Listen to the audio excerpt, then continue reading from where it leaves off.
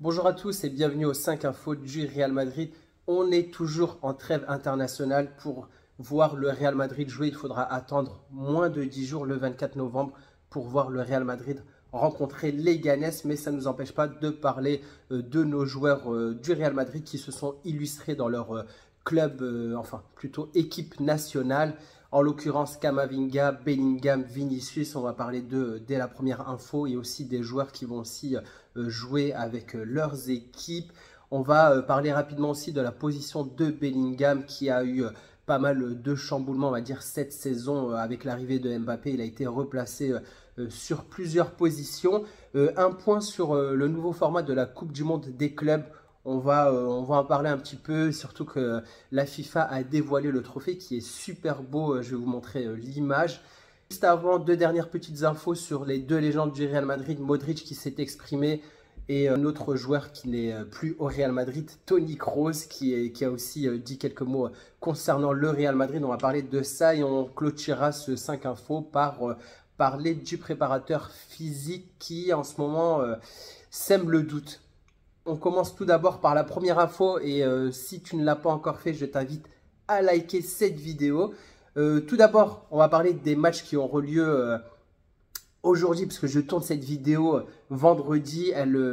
Cette vidéo sera diffusée samedi matin, donc comme je vous l'ai dit lors de ma dernière vidéo, je n'aurai pas les scores. Donc on aura Brahim qui va jouer avec le Maroc contre le Gabon, Luka Modric contre l'Écosse et Valverde contre la Colombie. Mais on peut parler de joueurs qui se sont illustrés avec leurs équipes nationales. C'est le cas de Camavinga qui a joué aux alentours de 70 minutes. Un match nul contre Israël. Bon, c'était pas top pour l'équipe de France. Et si on sait que Camavinga a reçu un carton jaune, c'est qu'il va le priver du prochain match. Donc il est suspendu pour le prochain match de l'équipe de France. Donc on devrait le retrouver de retour à Valdebebas avec les joueurs qui sont restés au centre d'entraînement. Deuxième joueur, Vinicius, qui a joué contre le Venezuela. Bon, il y a rien à dire, parce qu'ils ont fait match nul. Je n'ai pas vu le match, mais je pense pas que Vinicius ait bien joué, parce que j'ai vu sa note, elle n'était pas terrible. Mais on peut cependant relever le fait que il y a une banderole affichée par les supporters du Venezuela qui ont dit Vinicius Junior devait être le Ballon d'Or. Bon, donc même les adversaires le disent, donc on sait, et dans notre cas on sait que Vinicius méritait ce Ballon d'Or. Et on finit par Jude Bellingham qui a délivré une belle prestation contre la Grèce. Il a touché 65 fois le ballon. D'ailleurs, je vais vous mettre la touch map pour vraiment montrer l'omniprésence de Jude Bellingham sur le terrain. Il a réussi 2 dribbles sur 2, plusieurs duels remportés. Il est même aussi à l'origine d'un but.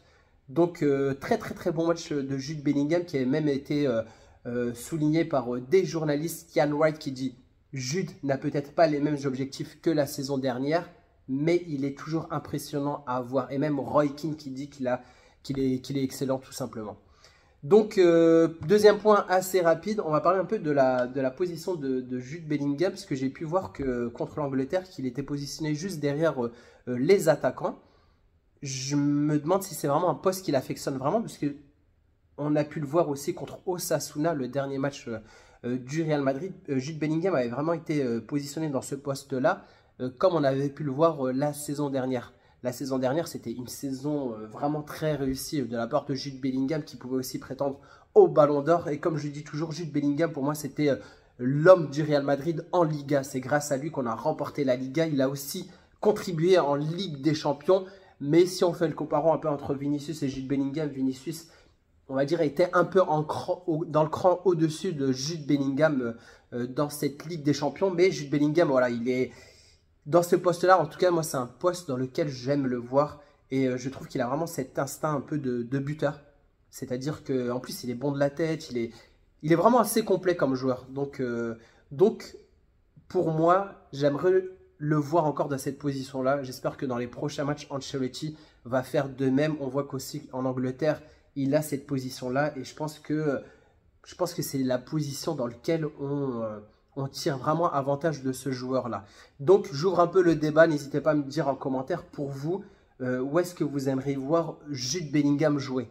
Est-ce que vous voulez le voir, on va dire, un peu dans cette position un peu numéro 10 derrière les deux attaquants?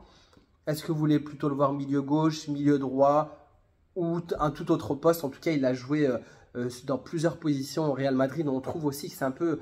Je trouvais un peu que c'était un peu la dernière roue du carrosse. C'était qu'on essayait vraiment de mettre en bonne position Mbappé, Vinicius, etc. Et Bellingham, c'était un peu cela qui en pâtissait. On peut le voir aussi en termes de statistiques. Il a marqué un but. Et d'ailleurs, le seul but qu'il marque, c'est quand il a eu la position dont je parle dans ce système de 4-4-2. Donc n'hésitez pas à me dire en commentaire, voilà, j'aime bien avoir votre avis. Troisième info, on va parler de la Coupe du Monde des clubs. Bon, elle existe depuis un petit moment, mais là, ça va changer de format. À savoir qu'elle se disputera aux États-Unis et qu'il y aura un tirage au sort le 5 décembre à Miami pour savoir voilà, les tableaux, etc., qui rencontrent qui. À savoir que la compétition aura lieu du 15 juin au 13 juillet. C'est pour ça que je vous disais que le calendrier du Real Madrid est très compliqué parce qu'il y a beaucoup de matchs qui vont se jouer. Et encore plus si le Real Madrid va au bout de toutes ces compétitions, que ce soit dans la Copa del Rey, que ce soit en Ligue des Champions. Ça va être un peu un entraînement, on va dire, pour les États-Unis parce que aura lieu la prochaine Coupe du Monde en 2026. À savoir que la finale aura lieu au MetLife Stadium à New York. Et au total, il y a 12 sites, 12 stades qui accueilleront les 63 matchs qui seront disputés à travers tous les États-Unis. Pourquoi je vous parle de ça? Parce que la FIFA a dévoilé le trophée à quoi ressemblera la Coupe du Monde des clubs. Et c'est vraiment un joli trophée. Franchement, moi, il me plaît beaucoup. Et j'ai vraiment... voilà, je veux vraiment que le Real Madrid l'emporte. À sachant qu'il y a 32 participants. Je vais vous les citer. Comme ça, voilà, on ne va pas faire de jaloux. À savoir, Coupe du Monde des clubs, c'est des clubs dans tous les continents. Donc, on va d'abord commencer par le continent africain. Donc, on a Al Ahly d'Égypte, le Wydad du Casa au Maroc, l'ES Tunis, le Mamelodi Sundowns d'Afrique du Sud, Al Hilal d'Arabie Saoudite, le Urawa Red Diamonds du Japon. Enfin, là, on est passé sur un autre continent. Al Ain des Émirats Arabes Unis, Ulsan. Là, on passe en Europe, on a Chelsea. Pourquoi Chelsea? Parce qu'ils ont gagné la Coupe du Monde. Ils ont gagné la Ligue des Champions 2020-2021. Le Real Madrid qui a remporté les deux Ligue des Champions 2021-2022 et 2023-2024. Manchester City qui a remporté aussi la Ligue des Champions 2022-2023. Et après, c'est par rapport à la voie du classement UEFA. Donc, on a le Bayern Munich, le PSG, l'Inter Milan, Porto, Benfica, Borussia Dortmund, Juventus, Atlético Madrid, Salzbourg. Et là, on va passer sur le continent américain. Monterrey du Mexique, Seattle Sounders, Amérique, Club León, Mexique, Pachuca du Mexique, Auckland de Nouvelle-Zélande, Palmeiras, Brésil, Flamengo, Brésil, Fluminense, Brésil, 3 clubs brésiliens, River Plate, Boca Juniors, les clubs d'Argentine, l'Inter Miami. Pourquoi l'Inter Miami? Parce que c'est le club du pays hôte et aussi on veut aussi forcément avoir Messi dans cette Coupe du Monde des clubs. Et là où il y a une incertitude, c'est l'Atlético Mineiro ou le Botafogo du Brésil. Mais le vainqueur de cette Copa Libertadores du 30 novembre pourra avoir un ticket pour cette Coupe du Monde des clubs. Donc il y a pas mal de jolis clubs et ça va être très intéressant d'avoir encore cet été, on va dire, des matchs. Donc voilà, pour les amoureux du foot, c'est un régal. Quatrième info. On va revenir juste sur des déclarations faites par Luka Modric et Toni Kroos. Donc Luka Modric dit, voilà, il a été interviewé, il parle du 27 août. Pourquoi le 27 août? C'est le jour où il a signé au Real Madrid. Il dit que c'est l'un des jours les plus heureux de sa carrière. Le Real Madrid m'a beaucoup donné. Il a remporté aussi un ballon d'or, il a remporté plein de trophées et choses qu'il n'aurait sûrement pas eu s'il était resté à Tottenham ou s'il était parti dans un autre club. Donc, il a contribué aussi à ce que le Real Madrid gagne ces trophées-là. Et en retour, il a eu ce prestige qui rêvait tant.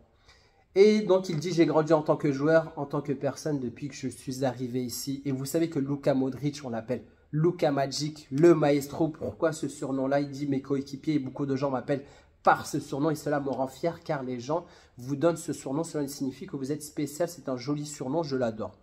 Donc voilà, Luka Modric aime bien qu'on l'appelle le maestro. Et il raconte aussi qu'en tant que joueur, ce qui l'intéresse le plus, ce sont les trophées d'équipe. Donc il réfléchit beaucoup collectif. Si je devais choisir un dont je suis le plus fier, ça serait la Ligue des Champions 2014. Celle-ci était vraiment spéciale pour l'équipe, pour le club. Et c'est le numéro 10, la 10e, la décima qui était tant attendue au Real Madrid. Donc là, on clôture l'interview du maestro Luka Modric. On va parler de Toni Kroos, qui a dit qu'il était toujours proche du Real Madrid, qu'il a de bonnes relations, qu'il entretient toujours avec le Real Madrid et qu'il n'exclut pas la possibilité d'occuper un poste au sein du club à l'avenir. Et on sait que Toni Kroos a laissé quand même une belle image, c'est une légende du Real Madrid. Et on sait que le Real Madrid, les dirigeants aiment entretenir de bonnes relations entre les légendes du Real Madrid. On peut citer Raoul qui entraîne l'équipe de la Castilla, Arbeloa qui entraîne l'équipe des jeunes, Zidane récemment qui a récupéré l'équipe première, qui a rapporté 3 Ligues des Champions consécutives, Xabi Alonso qu'on souhaite aussi qu'il revienne au club pour pouvoir entraîner. Donc le Real Madrid arrive à vraiment garder de bonnes relations avec ses légendes et arrive aussi à leur donner une fonction, un poste. Donc on voit souvent des légendes. Bon, je vous en ai cité là il n'y a pas longtemps. On voit souvent Roberto Carlos. On voit souvent Figo avec les dirigeants du Real Madrid. En tout cas, ça serait beau aussi de voir Toni Kroos toujours présent avec le Real Madrid. On clôture ce 5 infos par parler de Antonio Pintus. Vous connaissez Antonio Pintus. Je vais vous afficher son image. Antonio Pintus, c'est l'entraîneur physique du Real Madrid. Et en ce moment, ça devient... il sème le doute dans le vestiaire parce qu'on a eu beaucoup de blessés. À sachant que la saison dernière, c'était aussi pareil. On commençait un peu à se questionner sur ses méthodes d'entraînement. Et là, on a eu Militao qui s'est déchiré les ligaments à nouveau du genou. Rodrigo s'est blessé, Tchouaméni, Lucas Vazquez, Carvajal, Juan Martinez, le petit jeune défenseur, Courtois, Alaba. Tous ont souffert vraiment de blessures, on va dire, ligamentaires. Donc, 17 joueurs ont été blessés cette saison, dont en plus certains à plusieurs reprises. Et cela, ça provoque des tensions entre le staff, c'est-à-dire Carlo Ancelotti et Antonio Pintus, tout ce qui est préparation physique. Donc, on commence à se poser des questions et apparemment, son cas est vraiment divisé, c'est-à-dire que certains pensent que ces méthodes sont un peu dépassées. Donc, à savoir que Antonio Pintus, j'ai oublié les années, il était déjà l'entraîneur physique du Real, il était venu, ça doit remonter à 7-8 ans à peu près. Et donc, on avait changé d'entraîneur physique. Il est revenu quand Carlo Ancelotti a été nommé entraîneur du Real Madrid. Donc, Antonio Pintus, ça évoque vraiment la référence en tant qu'entraîneur physique, on va dire. Mais là, ça commence à questionner pas mal de monde. Il y aura peut-être des choses qui vont changer. Donc, est-ce qu'il a des entraînements qui sont très poussés, qui empêchent, on va dire, la récupération de nos joueurs? En tout cas, on voit qu'il y a pas mal de joueurs blessés. Donc, il faudra quand même se poser des questions sur son mode de fonctionnement. Est-ce qu'il a une méthode très poussive qui empêche, on va dire, les joueurs un peu de récupérer et qui pousse cela à la blessure? Donc, on verra dans les prochains mois s'il y a un changement à ce niveau-là. Donc, c'est tout pour les 5 infos. Si tu as regardé jusqu'au bout, j'imagine que le contenu te plaît. Donc, si ce n'est pas encore fait, n'hésite pas à liker. Pourquoi je demande un like? En plus, c'est gratuit. Voilà, ça ne demande pas d'argent, c'est juste un petit clic.